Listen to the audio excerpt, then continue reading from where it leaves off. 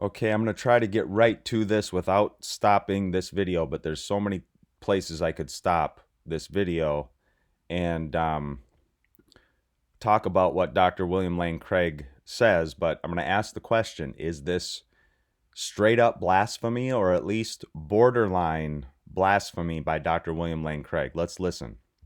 Is occasioned by God's knowledge of the future.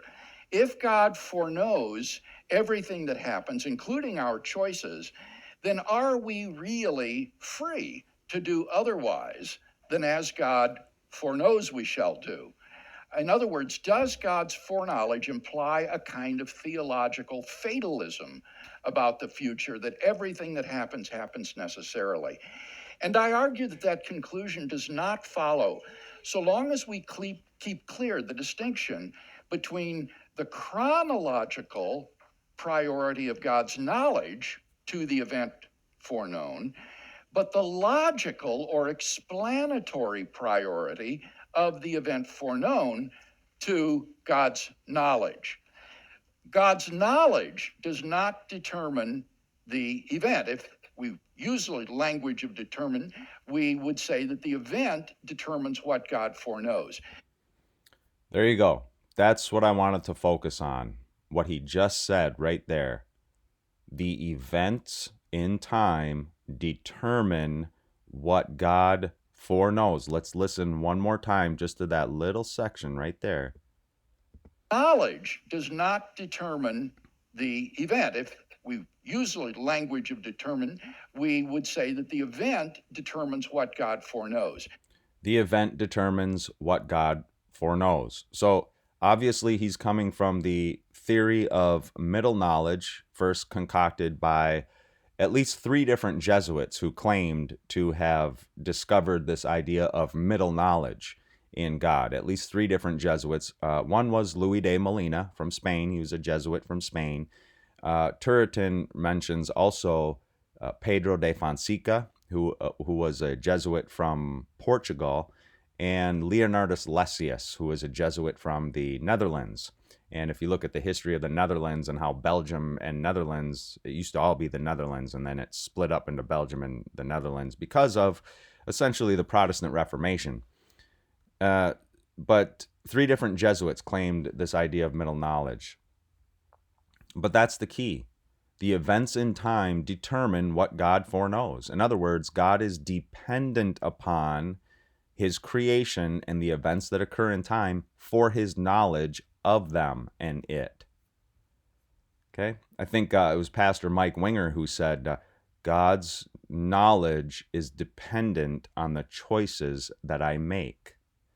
God's knowledge is dependent on the choices that I make. And this is what Francis Turretin back in the this is long paper. Francis Turretin back in the 17th century in his Institutes of Eclectic Theology absolutely refuted this idea of middle knowledge. So you got knowledge. The knowledge of God is one and simple intrinsically, no less than his essence. So his knowledge is part of his essence, his ousios, what God is in and of himself, the very nature of God, the aseity of God. So we talk about God's natural knowledge and his free knowledge. His natural knowledge is simply the knowledge of all things possible, and therefore called indefinite because nothing on either hand is determined concerning them by God. But the latter, or free knowledge, is the knowledge of future things and is called definite because the future things are determined by the sure will of God. Let's break this down a little bit. So the logical order here is God's natural knowledge. So God knows all possible propositions, both true ones and false ones.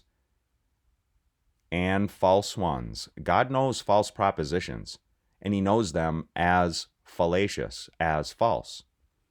It is God who determines what are true and what are false propositions. So God's decisional decree is what gives rise to his free knowledge, his knowledge of all things that would actually come to fruition. All the thoughts, words, and deeds of creatures, all the movements of every single molecule that would ever be, etc., etc. Again, God's decisional decree includes all the true propositions that would actually exist and all the false ones as well. Jesus, for example, teaches that Satan, or the devil, is the father of lies, John 8:44. Satan is the instrumental means of bringing all falsehoods, errors, and lies into the good creation and all the truth God revealed to Adam, thus corrupting it through him. Here we can pause and certainly discuss the logical order of the pre-creative decrees of God at this point. For example, the differences between the supralapsarian and infralapsarian views of the logical order of the pre-creative decrees of God. That would be a whole paper just to break those two things down. I myself am what I would call a consistent supralapsarian versus an inconsistent supralapsarian. I love my brother in Christ, Dr. John Gill, Reformed Baptist scholar, biblical expositor, preacher, systematic theologian, but he took the inconsistent supralapsarian view. There was just one little part that if I could take a DeLorean back in time to talk to Dr. John Gill or Jonathan Edwards, but regarding this issue, John Gill, and we could talk about it if I had a DeLorean and a flux capacitor and plutonium and all that stuff. But the supralapsarian position is the position I take, consistent supralapsarianism. Dr. Robert L. Raymond has an excellent discussion of this in his systematic theology book. I highly recommend it. He calls it the modified supralapsarian view. I call it the consistent supralapsarian view. Over and against, I think Francis Turretin actually took the infralapsarian view, and I know why he did it. And then, of course, God's decisional decree is what gives rise to his free or definite knowledge of all things that would actually occur. So it's God's decisional decree, his power of contrary choice, that is what gives rise to his omniprescience, his free knowledge, his exhaustive, infallible foreknowledge of all things that would come to be in time. Open theist heretics must deny the omnipresence of God, and yet they will still affirm that they believe God to be omniscient, but only as the result of redefining what omniscience has always meant. That's why the orthodox, right-believing ones must use a word that open theist heretics must deny. Omnipresence is a word that open theist heretics must deny. Therefore, that is obviously biblical too. God possesses all beforehand knowledge. Therefore, all God's free knowledge is dependent on himself alone. This is called the Aseity of God. Aseity means of self, what God is in and of himself. Independent. God is independent, whereas William Lane Craig said, here, hold on. Let's see if we can get this here.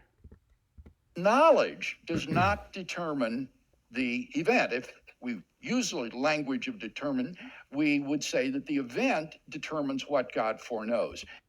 The event determines what God foreknows. Therefore, God is dependent on the creation in William Lane Craig's world for his knowledge of it. And not anything done. So here, God is independent. All God's free knowledge is dependent on himself alone and not anything done by any creature or any event that occurs in time. William Lane Craig and other Molinists like him have to maintain that God's knowledge does not determine the event, but rather the event determines what God foreknows. So God is dependent. For his foreknowledge, one of the attributes of God, standing on holy ground when we talk about the attributes of God, is determined by the events that occur in time and by the choices creatures make. Again, this makes God's exhaustive, infallible foreknowledge dependent upon his creation and creatures.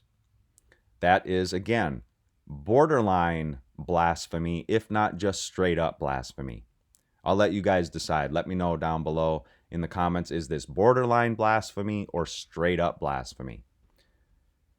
And if you think it's not blasphemy, then we have some at all. If you think it's not blasphemy at all in any way, shape, or form, then we got bigger problems to deal with.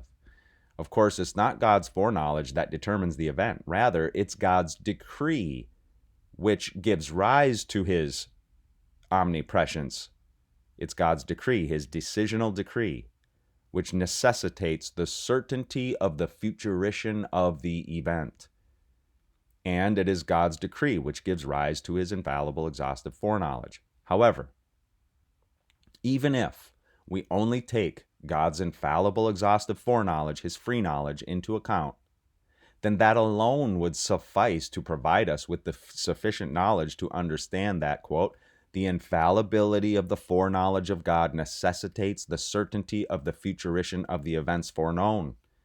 The infallibility of the foreknowledge of God means that any event occurring in God's creation cannot be anything other than what is foreknown by God. Otherwise, he's not infallible in his foreknowledge. He could be proved wrong. In other words, God's omnipresence is immutable, unchangeable.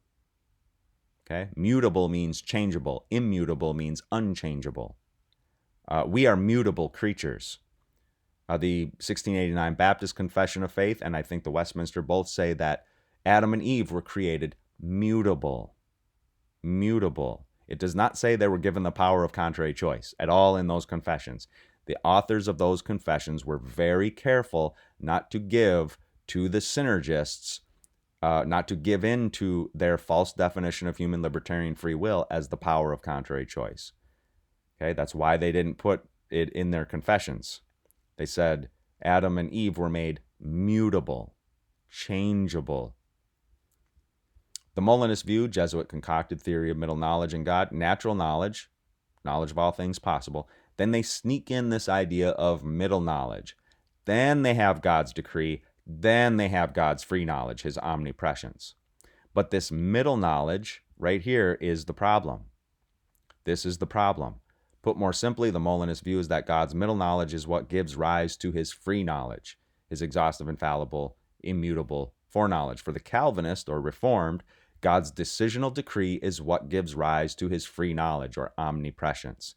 This is absolutely correct. I agree with this 100%. The Molinist view is that God's free knowledge is determined by and dependent upon the events that occur in time and the choices creatures make. Again, this can honestly be referred to as blasphemy, or at least borderline blasphemy. This theory of middle knowledge in God actually makes what is an essential attribute of God, the study of theology proper, study of the attributes of God, dependent upon and determined by the creation itself. Proponent and defender of the theory of middle knowledge, Molinism, William Lane Craig, has explicitly stated this very thing. Likewise, for example, Pastor Mike Winger also echoes this blasphemous absurdity. See my video entitled Molinism Rejected, where I play clips from both men. So that's the problem there. 13 minutes, that's the issue. In Molinism, God's knowledge, his omnipresence, is dependent on the events that occur in time. The events that occur in time and the choices creatures make determine what God foreknows. Again, that's anthropocentric determinism right there. Man-centered determinism. So Dr. William Lane Craig absolutely hates the idea of divine determinism or absolute divine predestination. I hold that 100%. I'm a divine determinist. Here, you know what? Here's the reason why, one of the reasons I am a divine determinist. Daniel chapter 2, the template of all Bible prophecy from Daniel's time until the second advent of Christ and beyond. The setting of this great prophecy, the pagan king of the Neo-Babylonian Empire, Nebuchadnezzar, had dreams which disturbed him greatly. His spirit was troubled and his sleep left him. The king commanded that all the sorcerers, the magicians, the enchanters, the Chaldeans, the tarot card readers, the mystic psychics be summoned to tell the king his dreams. Not only did Nebuchadnezzar want the occultists, I call them occultists because that's what they were, very learned in the occult, but they were occultists nevertheless. So he calls them together to interpret his dream for him. But since the king couldn't remember the dream, he ordered that they both tell him the dream and give him the interpretation of it. Two things there. Tell me the dream because I have forgotten it, and give me the interpretation. And remember, they said, well, this is an absurd thing for the king to ask. Tell us the dream and we will tell you the interpretation of it. And he said, I know you're trying to gain the time. I know you're a bunch of charlatans. You want me to tell you the dream so you can just make up the interpretation on the spot. But I've forgotten the dream, so you have to do both. And he actually threatened the death penalty for their deceptions and charlatanry if they couldn't do it. Of course, the occultist wise men of Babylon, that's what they're called, the wise men of Babylon, they were all occultists, could not acquiesce to the king's request because, in fact, their knowledge and learning had consisted of high levels of charlatanry, a knowledge falsely so called. Daniel, however, was a man of faith. In his Babylonian name, they gave him Babylonian names. So Daniel's Babylonian name was Belteshazzar. But Daniel was his Hebrew name. Was a man of faith, prayer, and repentance. And read Daniel chapter 2. He prays to God. But he was considered among the wise men of Babylon because he went to their occultist schools and learned all their occultist teachings. Of course, never assented as if they were true, those occultist teachings. You see the difference? You can learn all kinds of things that are against Scripture, but not assent to them as true. And he was going, that's part of free will, never assenting to any errant propositions as if they were true. You can know a bunch of false propositions, but not assent to them as true. And he was going to be killed along with them if he couldn't tell the king his dream and the interpretation of it. So Daniel, of course, prayed to God, and God revealed the dream and the interpretation of it to Daniel, and Daniel revealed it to King Nebuchadnezzar. The dream of the king. Here we go. Here's Daniel now going in after having prayed to God, and God revealed this to Daniel. You saw, O king, and behold, a great image. This image, mighty and exceeding brightness, stood before you, and its appearance was frightening. The head of this image was of fine gold, its chest and arms of silver. Okay, so it had a head of gold, chest and arms of silver. So we call this the metal man of Daniel chapter 2. The metal man of Daniel, just like in the movie The Avengers, right? Something like, stay out of this, metal man, or something when Thor talks to Iron Man, Tony Stark, calls him metal man. I thought that was funny. Chest and arms of silver, middle and thighs of bronze, legs of iron, and feet partly of iron and partly of clay. As you looked, the stone was cut by no human hand, struck the image on its feet of iron and clay. Remember that, the feet of iron and clay. When was the first advent of Christ? The first advent of Christ came during the legs of iron, not the feet partly of iron and partly clay. So this stone that hits the feet of iron and clay cannot represent the first advent of Christ, but the second advent. As you look, the stone was cut by no human hand, struck the image on its feet of iron and clay, and broke them in pieces. Then the iron, clay, bronze, silver, gold together were all broken in pieces, became like the chaff of the summer threshing floors, and the wind just carried them away so that not a trace of them could be found. That's about the second advent, not the first advent. But the stone that struck the image became a great mountain and filled the whole earth. So pay special attention to these: the head of gold, chest and arms of silver, middle or belly and thighs of bronze, legs of iron, feet partially iron, partially clay, and then the stone which destroys all these. The interpretation of it. Remember, Daniel had to tell the king the dream and the interpretation. Daniel does both because, of course, God revealed it to him. So this was the dream, Daniel says to Nebuchadnezzar. Now we will tell the king its interpretation. I wonder who the we is. We will tell the king its interpretation. You, O king, the king of kings. Notice he calls Nebuchadnezzar king of kings. King of kings here means a suzerain king, a suzerain or suzerain king who has lesser vassal kingdoms under his umbrella. So this is why in the New Testament, Jesus will be called the King of Kings, Lord of Lords, King of Kings, because Jesus is the suzerain king. He is the king over all. To whom, check it out, what Daniel says, the God of heaven has given the kingdom. The God of heaven has given, not just has foreknown and foretold because he looked down the corridors of time and his knowledge was dependent on the events that occur in time. The God of heaven has given you this kingdom, your power and your might and your glory, the glory of your kingdom, and into whose hand he has given wherever they dwell the children of men. This isn't just God foreknowing stuff, just by looking down the corridors of time, using a crystal ball, Molinism, middle knowledge. This is God actually effectuating this foreknowledge that he has. He has given you. He has done this. Wherever they dwell, children of men, beasts of the field, birds of the heavens, making, he, the God of heaven, made you ruler over them all. You are the head of gold, Nebuchadnezzar, and not just Nebuchadnezzar, but his kingdom. Because verse 39, and then after you, another kingdom inferior to you shall arise after you, and yet a third kingdom of bronze. These are all empires, which shall rule over all the earth, and there shall be a fourth kingdom or empire. These are all suzerain empires or suzerain kingdoms that would rise and fall. Strong as iron, because iron breaks into pieces and shatters. And you saw the feet and toes partly of potter's clay. Interesting that he calls it potter's clay. Just want to underline that, because that gives it a religious aspect. Because the Apostle Paul, of course, in Romans chapter 9, talks about the pots and the potters, and this he draws that from the Old Testament. And here Daniel is using the same type of terminology, potter's clay, and partly of iron. Iron, of course, was symbolized by the Roman Empire, and potter's clay, some sort of religious aspect, okay, a religious aspect of God's people, and the iron of the Roman Empire. It shall be a divided kingdom. Some of the firmness of it, we could go deeply into all this in a future time, but as the toes of feet and empire, okay, the iron mixed with soft clay, they will mix with one another in marriage, but they will not hold together, just as iron does not mix with clay. In the days of those kings, the God of heaven will set up a kingdom. And this is about the stone cut from a mountain by no human hands, destroying all these.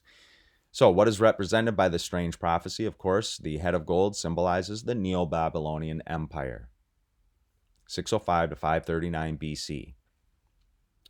The rise, the chest and arms of silver is the rise and fall, or rise of the Medo-Persian Empire, and then its fall and the rise of the Grecian Empire under the conquest of Alexander the Great. And Hellenization is very important during this time too, because during the Roman Empire, when the Messiah, the Christ, Christos, Jesus, the Christ, would be conceived and born and baptized, and his 3 to 3.5 year ministry, crucified, died, buried, resurrected, and ascended into heaven. And then the whole New Testament would be written, all during this hyphen period, all during the Roman Empire. But when the New Testament is written, it is not written in Latin, which was the language of the Romans.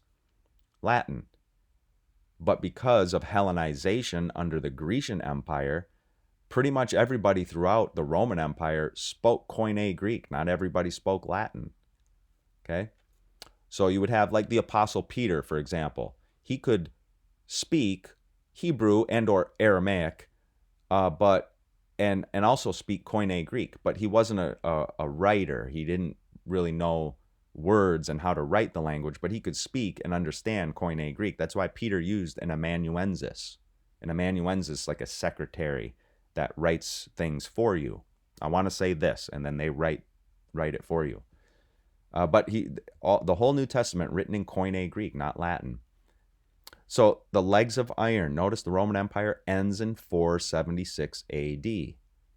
So a lot of church history from the 1st century AD all the way to 476 AD, a ton of church history. You got the ante-Nicene, the Nicene, post-Nicene fathers, all up in before 476 AD. And then you got the feet and toe, and then you get into later medieval time period. But the Roman Empire falls in 476 AD. The feet and toes of iron and clay then begin in 476 AD. Okay? 476 AD all the way to the present day, until the stone that strikes the feet and toes and destroys all the remnants, until the second advent. So since the fall of the Roman Empire, we've been living in the feet and toes of iron and clay. And if you think that's a long time, 476 AD to 2024 AD, it is. But can you fit 1,260 years into that period? Sure you can, and more. But the 1,260 years is mentioned 7 times in Scripture. Daniel chapter 7, time times half a time. Revelation chapter 11, it's mentioned twice, rather. In Revelation chapter 12, it's mentioned twice. The 42 months, the 1260 days, the time times half a time. And in Revelation 13, verse 5, talking about the Antichrist. Daniel 7, the little horn, is the Antichrist. Revelation 13, 1 through 10, is the Antichrist. They're the same entity. So again, this is one of the reasons why I believe in absolute divine predestination, because of Bible prophecy. And if we notice the prophecy, it's not just God foreknew it and then told Daniel or revealed it to Daniel. It's the God of heaven has given. He has given, making you rule over them all. You see that? This is God's sovereignty, not just his foreknowledge where he's just communicating to Daniel these things. Daniel says, the God of heaven has given. He has given. He has made you ruler over them all. You are the head of gold because of God, the God of heaven. That's why. So long video. The first part, we talked about William Lane Craig, at least borderline blasphemy. And then we went into some Bible prophecy showing that God is in fact sovereign. It's not just foreknowing stuff cognitively. It's Daniel said he's making these things happen in time. God is. All right. Let me know what you think in the comments down below. We'll talk to you soon. Soli Deo Gloria.